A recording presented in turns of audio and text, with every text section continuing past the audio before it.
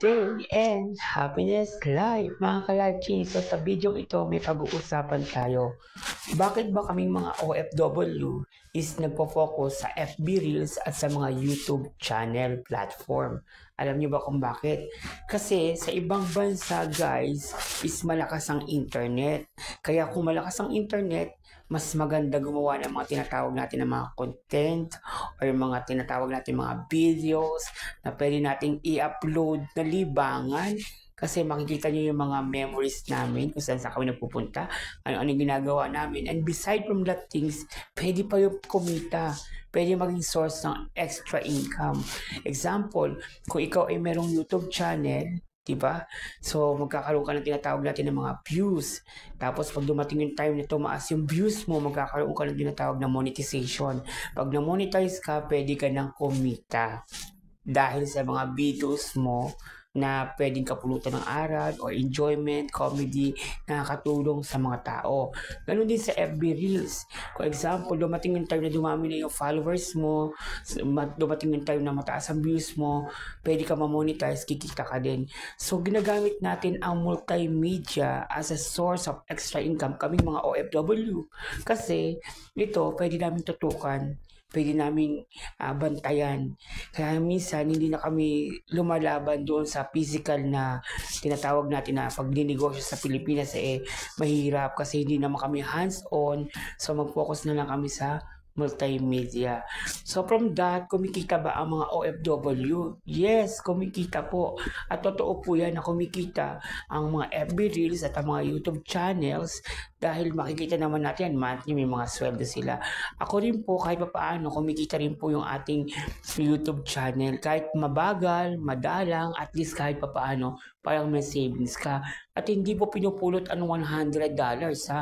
Actually, bago ka makasweldo sa YouTube channel, kailangan makaipon mo muna yung $100.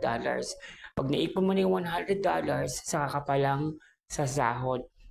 Sa FB Reels, hindi ko pa naranasan kasi hindi pa naman tayo monetize, pero may mga earnings na tayo sa mga stars, sa mga bonus na nangyayari. So, to God be the glory kasi nagkaroon ng ganitong platform para sa mga OFW.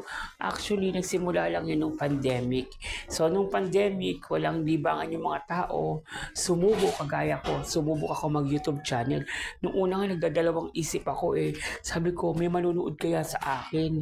May maniniwala kaya sa akin? Pero wag ka, na-monetize tayo, nabuo natin yung watch hours, nabuo natin yung views sa sipag at tiyaga, di ba? Sipagan lang natin at may tiyaga tayo, tapos porsigido tayo sa ating ginagawa, siguradong may resulta. So sa lahat ng mga ka-OFW natin dyan na nasa ibang bansa, gamitin nyo inyong cellphone, ang inyong laptop, ang inyong free time. I'm telling you, gamitin nyo ang inyong free time para sa inyong pagkakakitaan. Okay? So, be wise using our technology. Okay po? So, muli po, kung nakarating ka sa channel na to at bago ka lang, don't forget to click subscribe, click notification bell, i-all mo na para updated ka sa mga i-upload nating mga video. And tayo mga OFW, besides sa may extra income tayo, dapat nag-iipon tayo. Dapat matyaga ka, nagtatabi kahit padalawa-dalawang daang real, 100 real every month para sa sarili mong pocket. Kasi alam mo kung bakit? Pag umuwi ka ng Pilipinas, ibibigay mo yung pera mo sa asawa mo o gagamitin sa pamilya mo. So yun, naka-expose kung magkano yung gagamitin mo. So, maganda pa rin yung meron kang sariling pocket money para in case na lumalabas ka, hindi mo na sila aabalahin na humingi ka dahil may sarili kang pocket money.